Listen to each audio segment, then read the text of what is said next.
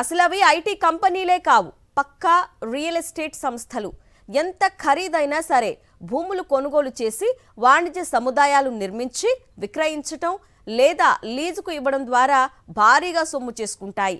అలాంటి real estate దిగ్గజాలకు Chandrababu సర్కారు IT development పేరుతో విశాఖలో విలువైన భూములను పప్పు బెల్లాల్ మాదిరిగా పంచిపెట్టేస్తోంది. కారు చౌకగా భూములను కట్టబెట్టడమే కాకుండా అవి నిర్మాణానికి చేసిన వ్యయంలో 50 నుంచి 60% తిరిగిచ్చే విధంగా భారీ ప్రోత్సాహకాలను ఆఫర్ చేస్తోంది కూటమి ప్రభుత్వం. రియల్ ఎస్టేట్ సంస్థలకు ఐటీ ముసుగులో ఎటువంటి వేలం లేకుండా విలువైన భూములను కట్టబెడుతోంది చంద్రబాబు సర్కార్. ఐటీ, గృహ, వాణిజ్య సముదాయాలు నిర్మించి అమ్ముకుని రియల్ ఎస్టేట్ వ్యాపారం చేసుకునే విధంగా బంపర్ ఆఫర్ ఇస్తోంది. తాజాగా కె రహేజా గ్రూపునకు చంద్రబాబు సర్కార్ విశాఖలో అత్యంత కారు చౌకగా కేవలం 99 పైసలకే ఏకంగా 27.10 ఎకరాలు కేటాయించింది. మధురవాడలోని ఐటీ హిల్ నెంబర్ 3లో 27.10 ఎకరాలను AP land incentive for tech hub policy పేరుతో ఇచ్చింది. ప్రస్తుతం మధురవాడ ఐటీ హిల్లో ఎకరా ధర 50 కోట్లపైనే ఉంది.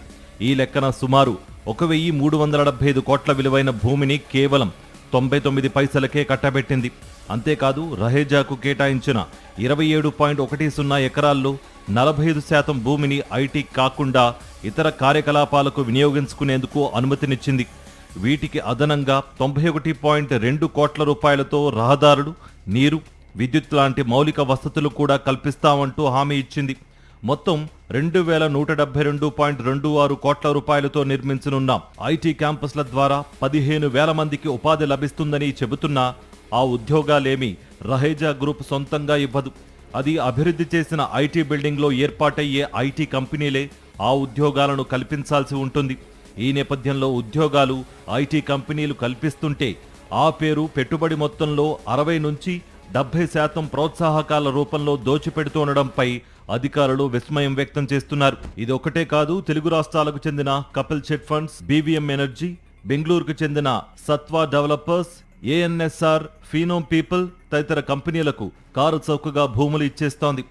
Chit fund, real estate, media రంగాల్లో విస్తరించిన కపిల్ గ్రూపునకు చెందిన BVM energy and residency private లిమిటెడ్కు చంద్రబాబు సర్కార్ విశాఖ ఎండాడ వద్ద ఎకరా 1.5 కోట్ల రూపాయల చొప్పున 30 ఎకరాలు కేటాయిస్తోంది. ఇక బెంగళూరుకు చెందిన సత్వా సంస్థకు చంద్రబాబు సర్కార్ విశాఖలో 30 ఎకరాల భూమిని కారు చౌకగా కట్టబెట్టింది. అలాగే ఏఎన్ఎస్ఆర్ కు మధురవాడలో 10 ఎకరాలు కేటాయించింది. రియల్ ఎస్టేట్ సంస్థ ఉర్సాకు కారు చౌకగా భూములిస్తూ గతంలో మంత్రివర్గం నిర్ణయించింది. అంతేకాదు ఏపీఐఐసి విలువైన భూములు ప్రైవేట్ పార్కుల పాలసీ పేరిట అడ్డగోలుగా కేటాయించారు. బాబు సర్కార్ భూదాహంపై ఆగ్రహం వ్యక్తం చేస్తున్నారు మాజీ ఐఏఎస్ అధికారులు.